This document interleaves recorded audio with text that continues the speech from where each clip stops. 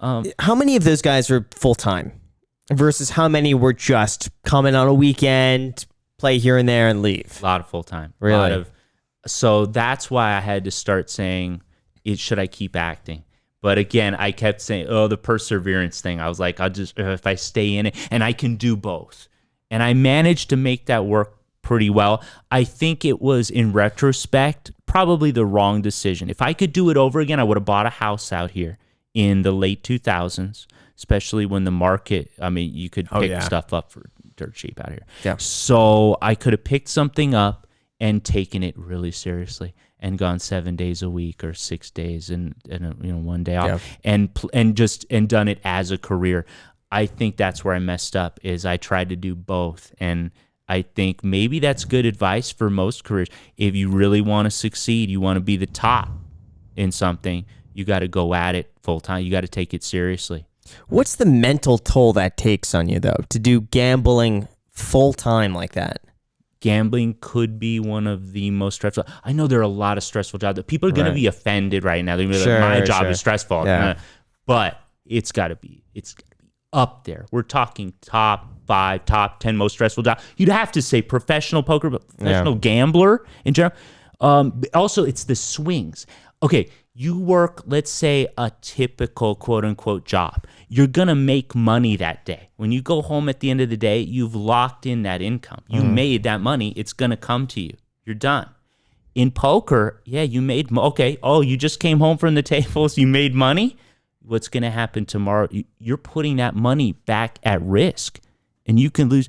So the swings are massive. Like I said, everybody goes broke, and prepare yourself. When I say everybody, everybody. You're going to go broke, especially starting out. You'll never just go, I started with $1,000 and I've never looked back. No, it just does not happen. How many times have you gone broke?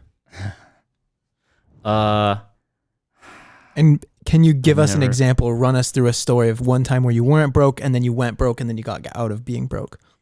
Okay. Well, so I've never thought of the exact number, but it has to be around 5, 6, 7 times, not anything totally crazy. But yeah, when you go broke, it's sort of like you had a bankroll together, typically in cash and chips.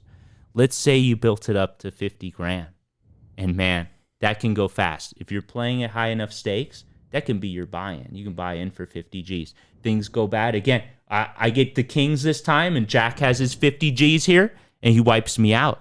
And I just went broke, because what if that was my entire bankroll that I brought here, and I'm going to get Jack. Jack said, not today. And now I just went broke, and you got to find the money somewhere. Now, so luckily, if you have a second income. So with acting, I'd get residual. I still to this day get residuals from stuff like, A Bug's Life. I was in some stuff that still makes millions of dollars. So you get a little cut of that because you were in it. You get residuals.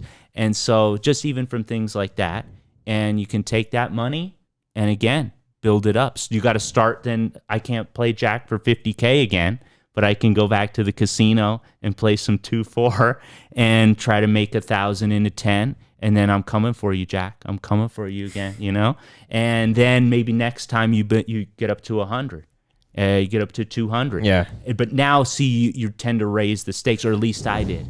In general, you go up in stakes, the bigger your bankroll gets. And so then the risk is there. You could have, and you're not supposed to do that, but it happens where you take your entire bankroll. Or let's say you got 100K and you play 20. That's still too high, but it happens. You'll do it. You'll convince yourself, I'm going to go for it. And now you lose that 20. You go, okay, next night, another 20. Lose that. And it's those losing streaks. And it happens to everybody. And what you're hoping to do is build up enough of a bankroll to where you can withstand 20 one night, 20 the next night, 20 the next night, and then you'll have a big night. And you'll make it all back plus 20, 40. And now you're up to 100. And so you had 60, you had some bad night, whatever it was. And you're just trying to, at the end of the year, the bankroll should be bigger than it was at the beginning of the year.